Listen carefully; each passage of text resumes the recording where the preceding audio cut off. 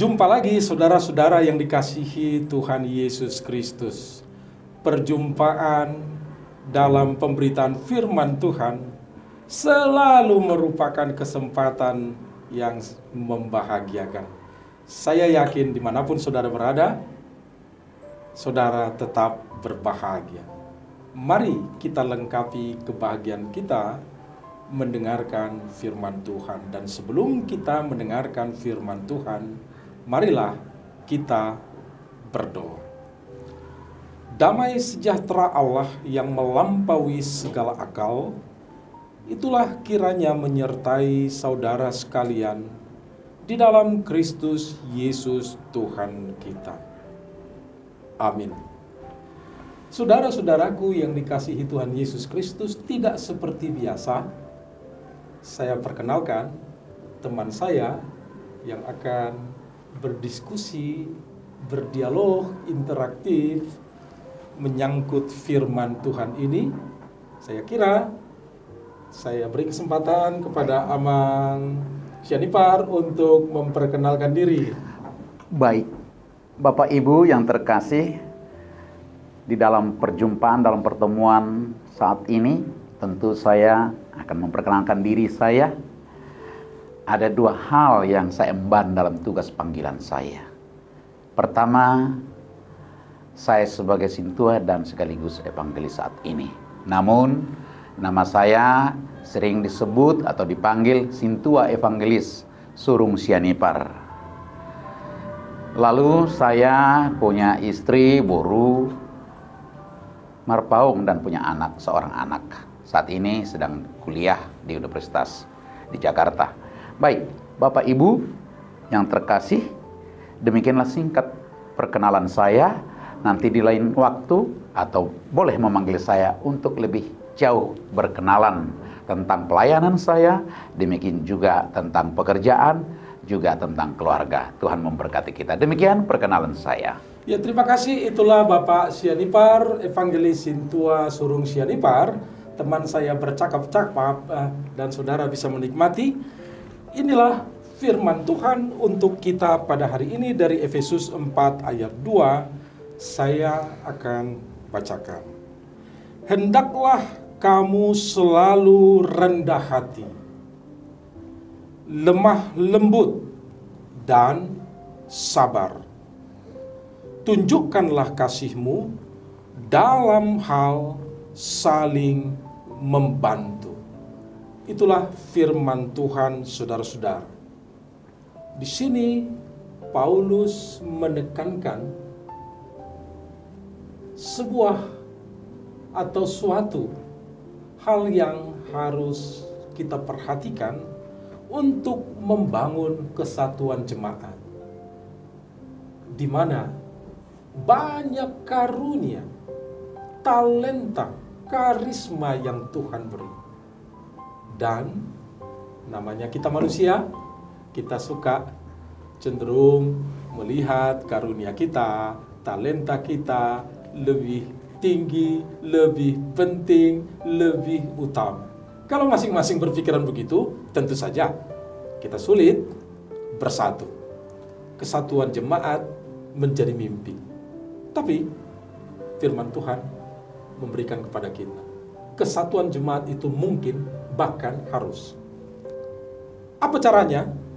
Itulah yang disampaikan Paulus di dalam Efesus 4 ayat 2 ini. Paulus berkata, hendaklah kamu selalu rendah hati. Saudara-saudara, selalu rendah hati, selalu lemah lembut, dan sabar. Supaya apa? Agar kita bisa menunjukkan kasih dalam hal saling membantu. Saudara-saudaraku, kasih itu bersumber dari Tuhan. Tidak mungkin kita bisa mengasihi kalau bukan kasih yang ditumbuhkan oleh Tuhan di dalam hati. Sumbernya dari Tuhan, tumbuh di dalam hati, dan buahnya pada orang lain. Saudara lihat, sumber dari Tuhan, tumbuh di dalam hati, berbuah pada orang lain. Ini sangat menarik. Ya, kalau saya figurasi, itulah yang dimintakan oleh Paulus. Nah, sekarang khusus untuk pembangunan kesatuan jemaat, kita tunjukkan kasih itu. Bagaimana? Yang pertama, kita rendah hati. Dan memang ketika kita bicara tubuh Kristus, kesatuan jemaat sebagai tubuh Kristus, kita harus melihat orang lain lebih utama. Dan itu ajaran Paulus, saudara-saudara. Kalau tidak, kita tidak akan mampu membangun kesatuan. Lihatlah orang lain lebih penting, lebih utama. Kenapa kita diminta lemah lembut? Karena kita melihat orang lain lebih berharga dari kita. Ketika masing-masing melihat dirinya lebih berharga, maka jemaat itu akan pecah. Tapi ketika masing-masing melihat yang lain lebih berharga, maka jemaat akan bersatu. Dan yang ketiga, sabar. Kenapa sabar? Ini juga bagian dari kerendahan hati, agar kita melihat orang lain yang juga sedang berproses. Kenapa kita tidak sabar? Tentu mungkin kita merasa orang lain terlalu lambat, atau daya tangkapnya kurang cepat, atau mengantisipasi situasi kurang cepat, sehingga kita tidak sabar. Tapi kalau kita melihat ini sebagai bagian dari tubuh Kristus, bahwa mereka juga berproses untuk semakin mengerti, semakin paham, semakin matang. Nah, disitulah kesimpulannya, saudara-saudara, dari ajaran ini, saudara-saudara, kita butuh orang lain. Panggilan untuk mengasihi itu melekat, tapi tanpa orang lain itu tidak jalan. Bagaimana kita mengatakan, tunjukkanlah kasihmu dalam hal saling mengasihi, dalam saling membantu, kalau orang lain tidak ada? Itu semua hanya isapan jempol belaka. Oleh karena itu, saudara, bagaimana kita membangun relasi saling mengasihi karena kita butuh orang lain. Kebutuhan orang lain itu penting bagimu. Tanpa orang lain, kasih yang harus tumbuh dan berbuah itu tidak mungkin. Karena apa tadi? Kasih sumbernya dari Tuhan, tumbuh di dalam hati, berbuah pada orang lain. Gimana dia bisa berbuah kalau orang lain tidak ada? Kita butuh orang lain. Saudara-saudara, ini juga membuktikan bahwa kita betul mengasihi. Tidak bisa kita katakan bahwa kita mengasihi tapi tanpa buah yang dinikmati orang lain. Nah, kembali saudara-saudara, kita butuh orang lain untuk membuktikan bahwa kita mengasihi, untuk semakin menumbuhkan kasih kita. Dengan kata lain, orang lain itu adalah kebahagiaan. Saling membantu dimulai dari dirimu. Membantu orang lain itu sebuah kebahagiaan. Dan itulah maksudnya kita butuh membantu orang lain. Bukan kita butuh dibantu orang lain, bukan. Memang panggilan firman Tuhan saling membantu. Tetapi itu hanya akan terjadi ketika kita berangkat dari diri kita, bahwa membantu orang lain itu adalah kebutuhan kita. Itulah saudara-saudara, firman Tuhan hari ini bagi kita. Poinnya saya beri judul, kita butuh membantu orang lain. Membantu orang lain itu kebutuhan kita juga. bukan hanya kebutuhan orang yang kita bantu, tapi itu kebutuhan kita juga. Kita butuh membantu orang lain. Baik. Terima kasih penjelasannya Bapak Pendeta yang sudah mengaplikasikan. Tentu sekalipun ada kasih bagi kita, kalau tidak ada orang lain tidak akan bisa atau tidak mampu kita mewujudkan kasih itu. Oleh karena itu kasih itu harus memang membuahkan dan menunjukkan pemahamannya tentang kasih yang dia terima dari Yesus Kristus.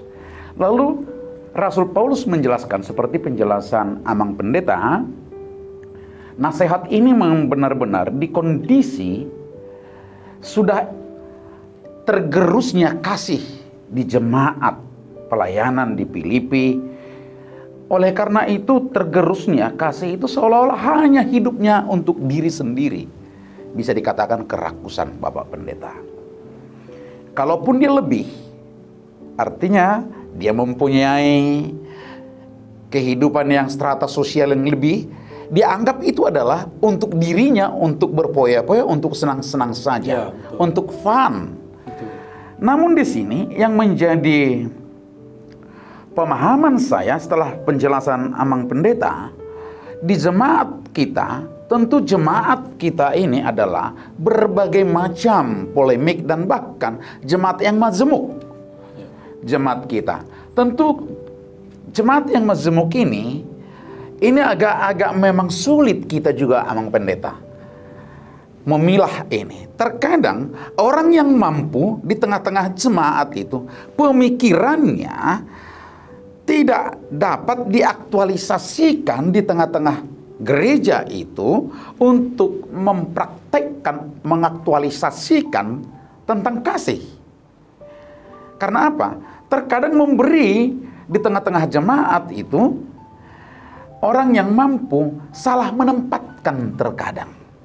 Oh, maksud Amang Syanipar, jemaat itu majemuk dalam hal tingkat pemahamannya tentang kasih. Iya, sebetulnya betul. kasih itu ada, tetapi untuk mengaktualisasikan itu tingkatnya berbeda-beda. Jadi dibutuhkan, menurut saya nih, dibutuhkan penyatuan persepsi. Karena yang penting dari hatinya itu sudah ada dulu. Ya. Nah, ini yang penting. Karena yang saya lihat, ya sebagai sintua dari awal, kemudian evangelis saya lihat setelah saya pelayanan dari gereja, saya melayani di gereja, di tengah-tengah jemaat ketika saya sebagai sintua, lalu develop pelayanan, pergi keluar di luar gereja, saya lihat yang langsung kemajemukan jemaat itu. Terkadang jemaat itu sendiri Amang Pendeta bisa dikatakan sudah terkelompokkan. Orang-orang yang mampu dan orang-orang yang bisa dikatakan ya bisa hidup sederhana atau bahkan di bawah sederhana kehidupan. Saya paham nih. Ya. Kita bicara tadi kesatuan jemaat, tetapi tanpa sadar di tengah jemaat itu sudah ada pemahaman, wah ini kelompok mampu, ini kelompok pas-pasan, ini kelompok kekurangan. Betul. Nah, bagaimana mungkin kesatuan jemaat terbangun dalam pandangan-pandangan seperti ini kan begitu? Betul, Amang Pendeta. Karena memang sadar atau tidak sadar kita, Amang Pendeta, di perumahan tempat tinggal jemaat itu sendiri sudah terjadi itu. Karena klaster golongan hidupnya orang-orang yang katakanlah hidup tempat tinggal pun udah kelihatan tempat tinggal. Lalu mereka sama-sama datang ini bersekutu di tengah-tengah gereja. Pasti tempat duduknya juga berdampak di strata sosialnya. Ini yang bagaimana kita? Berangkat dari tempat tinggal pun sudah menunjukkan. Tiba di gereja, transportasinya apa sampai berbeda. Di gereja sudah menunjukkan. Dan tempat duduknya pun di gereja sudah ada. Pasti berbeda. Lalu bagaimana kita untuk menjaga keutuhan, keutuhan di jemaat ini, supaya bisa sepaham, menyatukan persepsi pemikiran, bagaimana mengaktualisasikan kasih di tengah-tengah kehidupan. Itulah luar biasa. Perkataan Paulus di sini, dalam konteks dia di jemaat Efesus, ternyata aktual seperti yang Amang ceritakan di jemaat sekarang. Entah di Betul. mana-mana, saya kira bukan hanya di jemaat Amang aja, saya kira rata-rata. Rata-rata ya. Dan aktualisasi firman Tuhan ini sangat hebat. Kalau kita bicara jemaat kan kita merasa sama-sama bagian dari tubuh Kristus. Nah, Ya. masing-masing yang pertama dikatakan rendah hatilah. Ya. Ya kalau Amang bilang ada kelompok kalangan atas, rendah hatilah. Kalau ada kelompok mendengar, rendah hatilah. Ya, baik Amang Pendeta. Sedikit dulu saya interupsi sedikit Amang Pendeta.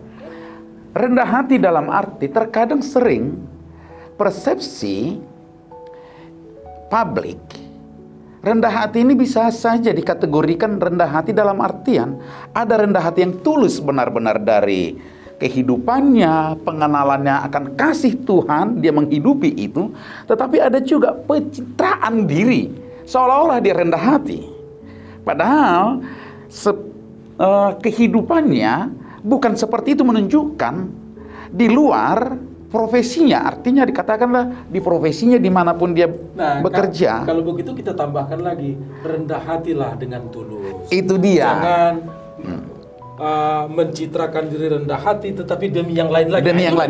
Ini yang perlu Amang Pendeta, yang memang harus bagaimana kita menjaga yang sesungguhnya dari rendah hati yang tulus ini, dari hati yang paling dalam untuk mengaktualisasikan kepada orang lain.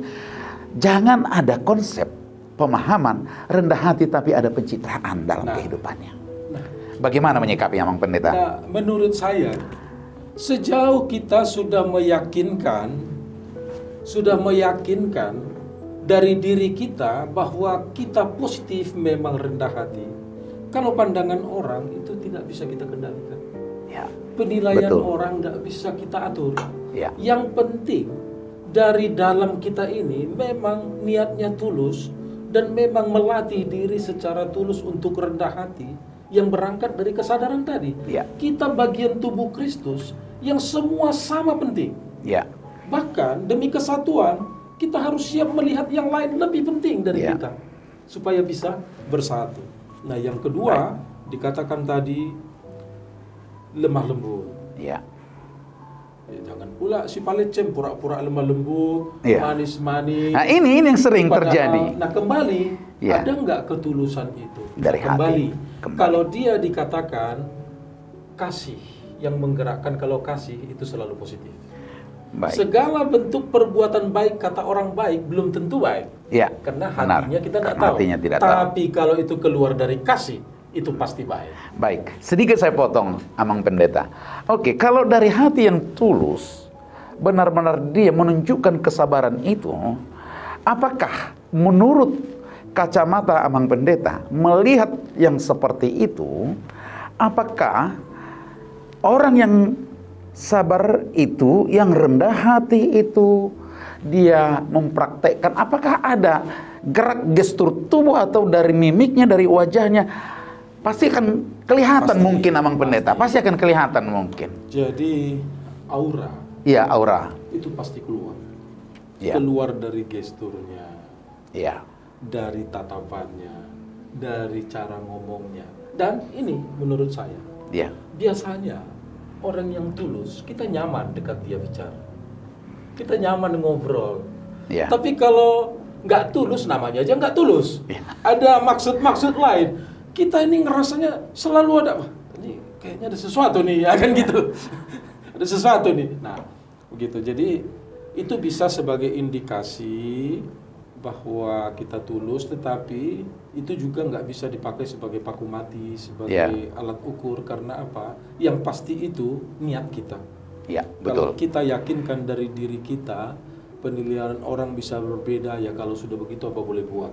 Itu tinggal menunggu perjalanan waktu, akhirnya orang akan katakan, iya ya, dia tulus ternyata. Kukira selama ini begini, tapi setelah saya perjalanan waktu, tulus ternyata. Nah itu nanti. Karena memang saya praktekkan Amang Pendeta. Ini sangat menarik ini diskusi kita Amang Pendeta. Saya rapikan dulu tempat duduk saya. Ini enak sekali nih. Ini menjadi topik karena saya sudah terlibat di dalamnya juga. Mohon maaf Amang Pendeta. Dan sudah saya praktekkan dalam kehidupanku sebagai evangelis saya sekaligus sintua. Saya ada niat baik. Ini real, saya alami sendiri. Saya menceritakan karena saya alami sendiri. Di suatu hari saya niat baik, benar-benar tulus dari hati saya. Niat baik untuk memberikan perhatian. Ada jemaat kita, kebetulan rumahnya itu roboh karena angin puting beliung beberapa bulan yang lalu. Lalu saya bentuk tim kecil supaya membangun rumah ibu janda ini. Memang ibu janda. Ini niat tulus memperhatikannya, benar-benar tulus. Tidak ada embel-embel atau motivasi yang lain, tidak ada. Benar-benar tulus. Tapi, nah ini karena saya udah alami sendiri, Amang Pendeta. Masih ada bahasa itu mengatakan, kalau bisa dikatakan di orang Batak, asa mengalului hasa ngapon. Seolah cari hormat di tengah-tengah lingkungan atau di jemaat itu. Masih ada bahasa gitu. Nah, saya terkadang mengaktualisasikan kasih itu jadi terhambat, terkadang menjaga hal-hal yang demikian. Lalu pada Bapak Ibu yang pemirsa juga mungkin ada terpanggil untuk memberikan bantuan atau mengaktualisasikan kasih dalam kehidupannya, mempraktekkan di lingkungan jemaat, baik di lingkungan di mana di tempat tinggal, bahkan di lingkungan pekerjaannya. Karena menjaga hal yang tadi. Ya, ini yang bagaimana kita untuk ini? Kita bedakan dulu, itu menjaga atau Pak Sianipar sebetulnya dalam tanda petik bodoh. Ya, bisa. Kenapa? Dalam tanda petik. Iya, saya akui. Masa mau kurang memilah. Diri yang baik, motif yang baik, teruji dan yakin baik. Dan tidak ada motivasi yang lain-lain, tidak ada mau cari hormat. Kok mau terhenti atau terkendala melakukannya karena kata orang? Ah, ini Pak Pendeta. Nah, itu memang yang betul. Iya, betul. Yang hanya saja kembali kepada hakikat manusia, Amang Pendeta. Ini hakikat manusia. Lagi. Dan lebih bodoh lagi. Orang sudah capek-capek berbuat baik kan itu sebetulnya mengorbankan sesuatu. Udah capek-capek mengorbankan sesuatu demi kehormatan dari manusia. Untuk itu apa? Kan bodoh. Betul, kebodohan. Untuk apa? Untuk apa dilakukan itu? Nggak dapat lagi dari Tuhan. Padahal dari sana pengharapan kita. Nah gitu loh. Nah makanya yang tadi dalam tanda petik bodoh, yang kedua ini lebih bodoh lagi. Iya betul. Seandainya dilakukan. Jadi oleh karena itu, ya kembali ke ini kan pertama karena Tuhan sumber kasih, tumbuh kasih di dalam kita. Kalau kita melakukan sesuatu sudah berangkat dari kasih dan dari yakin, Tuhan, kita perlu menghargai penilaian orang supaya kita tahu mengontrol diri. Tetapi jangan menjadi tertunda, apalagi menjadi tidak melakukan ekspresi dari kasih itu. Itu poin. Poinnya berarti menghargai. Menghargai apapun pendapat orang lain tentang kita. Menghargai. Kita hargai, tapi jangan penghargaan kita sejauh tindakan kasih itu jalan. Tapi kalau itu menjadi menyetop, itu sudah bukan menghargai, itu sudah melawan Tuhan itu. Memang. Karena itu sumbernya dari Tuhan. Terkadang memang itu hakikat manusia, keterbatasan. Tapi memang sangat menarik. Kalau Bapak Ibu yang terkasih ingin menunjukkan, mengaktualisasikan kasih di tengah-tengah keluarga, gereja, lingkungan, silakan. Seperti penjelasan dari Amang Pendeta kita yang menyatakan hargailah apapun kata orang lain. Hargailah orang mengatakan itu untuk memacu kita semakin semangat lagi untuk berbuat baik. Baik Amang Pendeta. Kemudian yang kedua dari penjelasan Amang Pendeta tadi, sangat dibutuhkan orang lain membangun relasi kasih. Membuktikan kasih itu atau mengaktualisasikan kasih itu dalam kebahagiaan kita.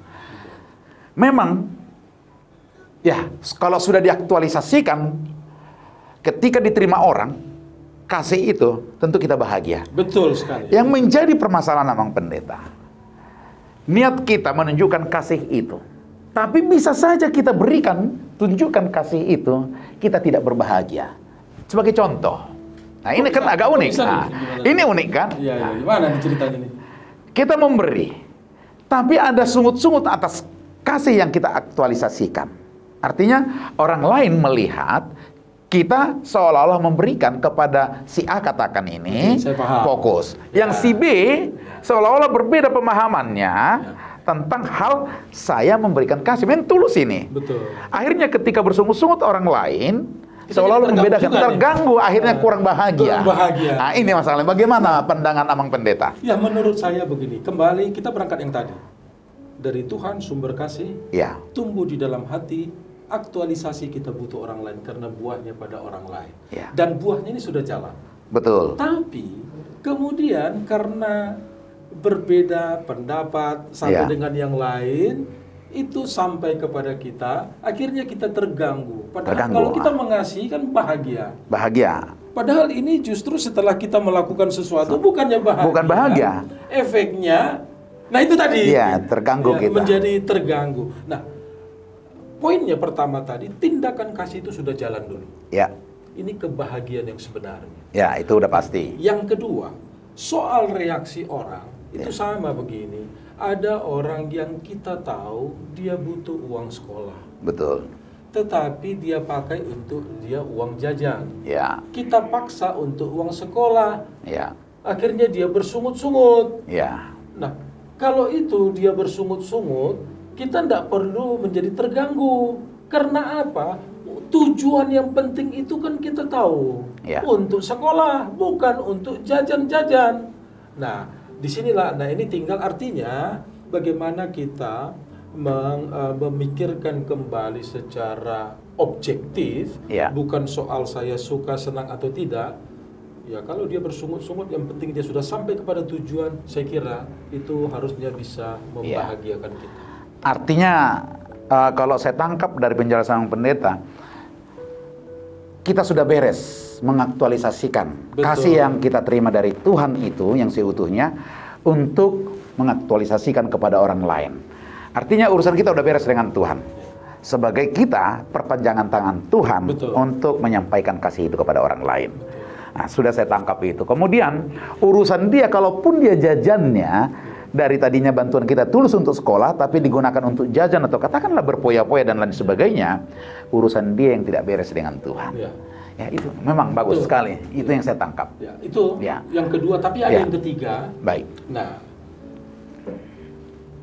kasih itu ternyata butuh energi. Ya, Kita perlu mempelajari orang lain supaya ekspresi kasih kita itu tepat. ya, Nah, yang kedua tadi sudah tepat, cuma salah digunakan. ya, Nah, kalau itu kan sudah di luar kendali kita. betul. Nah, itu kembali yang ketiga ini, kalau kita sudah yakin dari diri kita, dan secara objektif, bukan lagi subjektif kita, Ya. objektif kita lihat orang lain, tujuannya sudah tepat, nah itu yang ketiga. Ya. Ya. Nah, kita sudah bisa tenang di situ. Nah, apapun kata orang, ya, kalaupun ada gangguan itu saya kira itu aspek-aspek emosi kemanusiaan biasa. Ya. Tapi saya kira itu tidak ada hubungannya dengan iman kita yang kokoh dan kasih kita yang tulus, tidak ada hubungannya. Ya, perasaan sih boleh tidak enak, tapi iman Ya. kita yakin. Ya. Dan ungkapan kasih kita itu betul bisa dipertanggungjawabkan. Ya. Ya, walaupun diganggu oleh kegelisahan, tapi saya kira itu cuma sementara saja. Baik, sudah sangat terjawab Amang Pendeta diskusi kita ini. Ya, tentu Bapak Ibu yang terkasih sudah dapat bagaimana kita untuk mengaktualisasikan dengan tulus. Ya, saudara-saudara, itulah kelebihannya kalau berdialog interaktif, seolah-olah apa pergumulan di dalam hati kita tercermin di dalam Ya. percakapan kami, dan mudah-mudahan itu bisa menolong. Tapi sebelum kita mengakhiri, mari kita bersyukur kepada Tuhan, kita berdoa. Bapa kami yang di sorga, kami bersyukur untuk firman. Roh-Mu mengajar kami untuk semakin meneliti hati kami, tetapi juga meneliti hati orang lain, agar kasih yang bersumber daripada yang tumbuh di dalam hati kami boleh terwujud, berbuah bagi orang lain secara tepat, dan pasti membangun orang lain. Terima kasih Bapa di dalam Yesus Kristus. Amin. Saudara-saudara, itulah firman Tuhan bagi kita pada saat ini. Sabar, lemah lembut, untuk saling membantu. Dan jangan lupa untuk tetap berbahagia.